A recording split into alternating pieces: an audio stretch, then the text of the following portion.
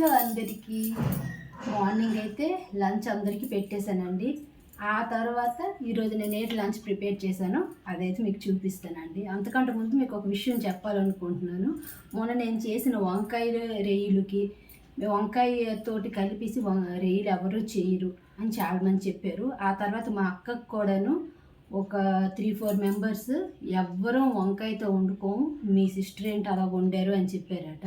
వంకాయ రొయ్యలు అనేది నేను కొత్తగా కనిపెట్టిన ఐటెం అయితే కాదండి. మా అత్తయ్య గారు మా వారు చిన్నప్పటి నుండి చేస్తున్న ఐటెం అయితే అది. మా ఇంట్లో ఎప్పుడు ఫ్రెష్ వంకాయలు తెచ్చినా కొన్ని వంకాయలు అనేవి మా అత్తయ్య గారు పక్కన పెట్టేసేవాళ్ళు. ఏ రోజు ఇలాగ ఎన్వి తినే రోజుల్లో రొయ్యలు ఎలాగో తెస్తాం కదా, అప్పుడు వంకాయతో కలిపి వండేవారండి. రొయ్యల కర్రీ అనేది ప్లెయిన్గా కొంతమందికి ఇష్టంగా తింటారు, కొంతమందికి ఏదైనా కలిపితే తింటారు. మా వారైతే దాంట్లో మీల్ మేకర్లు కలిపిన, బీరకాయ కలిపిన, ములంకాడు కలిపిన, వంకాయ కలిపిన, ఏది దాంట్లో కలిపినా ఇష్టంగా తింటారండి. నేను ఇంట్లో ఏది ప్రిపేర్ చేస్తాను అదే కదండి మీకు చూపించగలను. నేను లంచ్లో ఏది చేసుకున్నానో మీకు చూపిస్తాను పదండి.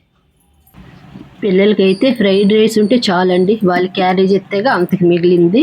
మా వారికైతే మీల్ మేకర్ రొయ్యలు చేశాను. ఫ్రైడ్ రైస్లోకి సలాడ్, మా వారి కోసం చేసిన మిల్లెట్స్లో ఇంతకి మిగిలింది నా కోసం ఉంచుకున్నాను. వాళ్ళు క్యారేజ్ ఎత్తగా ఒక ఎగ్ అనేది ఉన్నదండి.